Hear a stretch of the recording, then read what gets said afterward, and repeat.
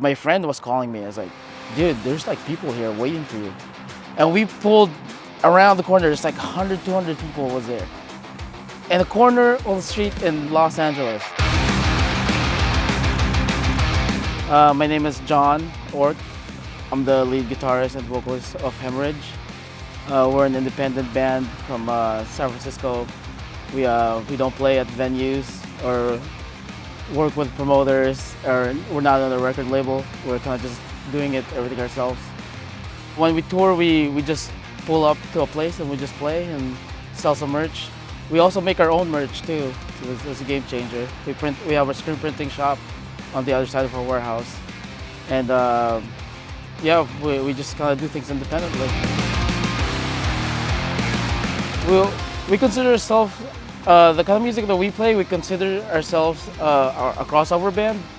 So like we kind of go to like metal, punk, rock, stoner, pop punk, like pretty much like everything that we love growing up and still today that we discover. We just combine everything together, and like that turns out to be the Hemorage sound. My influences are Suicidal Tendencies, Slayer, Bleeding Through, Hatebreed, Blink-182, Sum 41, Green Day, Faith No More. Even it varies. Even Daft Punk, we get inspiration from Daft Punk. Like even Ed Sheeran, like do some influence on us. Bay Area rap like E40, Mac Dre. It's all like a cluster of music that we love, and it's just our tribute to like just giving it back, you know. The lineup right now consists of myself, Toby, he plays guitar, and Ron, who plays drums. And when we're in the studio, me and Toby, we switch back and forth between the bass parts of each song. So this bus, like, it was actually a random come up. Like, a friend of mine from Santa Rosa was moving to San Francisco, and he needed to get rid of a bus.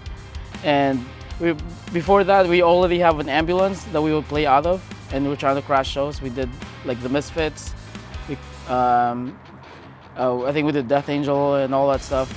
And then when my friend was selling me this, I was like, give me 2 weeks and I'll buy it. And like I bought it, like, and then we started building what it is today. And we just started playing almost every day, every night.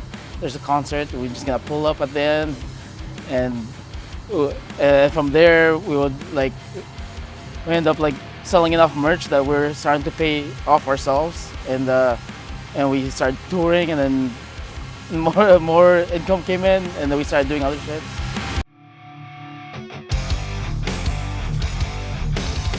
So we set up with we just have a basic combo amps, and then like we have a PA system and the drum set, and he has like a sample pad, 808s, kind of fill in the bass. So like everything is already preset. All we just gonna do is just turn it on, really, and just drive and turn it on. Yeah, and just have a good time. Who does driving? I do the driving most of the time. So one time we went to LA, the very first time we were there, and I guess the word in the streets that there's this band on the bus gonna show up, and we had no idea. We were kind of just like, we're just gonna go on tour and see if people are gonna show up, and people are not. Most likely, you know, not a lot of people are gonna show up, whatever, you know. And then we pulled up to the area and they started setting up. And my friend was calling me. I was like, dude, there's like people here waiting for you. And we pulled around the corner. There's like 100, 200 people was there. In the corner of the street in Los Angeles. And like everybody was there to see us. And then like it was crazy, man. Like mosh pits everywhere. Like different kinds of people that just heard about the band. Like people, punks, metalheads, fucking people, bike gangs. Like the Mongols were there. Even some random crackhead lady on the street was showing up. Like it was like a cluster of people just having a good time.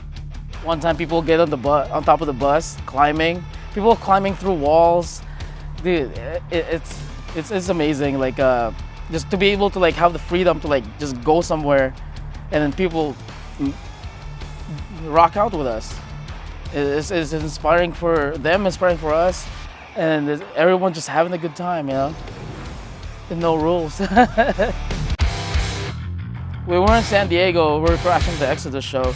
Exodus was like trying to park their vehicle in front of the venue, but we were parked across the street with this bus.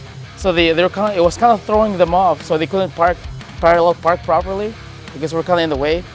So they and eventually parked, and then they turned on their lights. We turned on our lights, and the driver was like, "What's going on over there?" And then they started talking to like all the guys from Exodus, and then he was like, "Oh yeah, this is this band on the bus," and then Exodus was like, "Tell them if they want to play, we want to see them."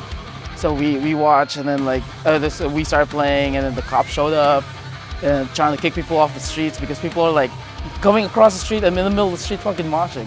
Gary Holt was like filming it, and then like it's the whole thing, and from there he shared it to his profile, and then from there like everybody started knowing us, and then from our trip to San Diego to Las Vegas, ESP called.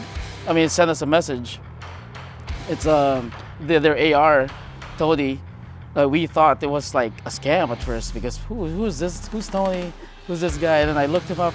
I was like, oh wow, he's really in ESP. He works for ESP, and from there we started talking back and forth, and then they really like what we do and respect it, and we always been a big fan of ESP too, because the guitar. I mean, I would buy my guitars off Craigslist, ESP guitars. They're used and they go out of tune right away, but they're super nice.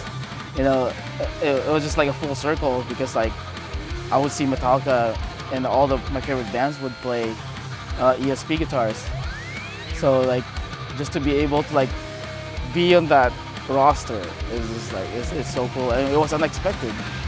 We didn't know that like there's such thing as endorsements and all that stuff. You know, we're new to it, so it was really trippy. We used to just do Bay Area, but now we're like going everywhere now. Like we just came from Seattle, the Pacific Northwest, Portland, all that stuff. And before that, we were in LA a lot, and Las Vegas. Eventually, we're pretty much chasing the nice weather.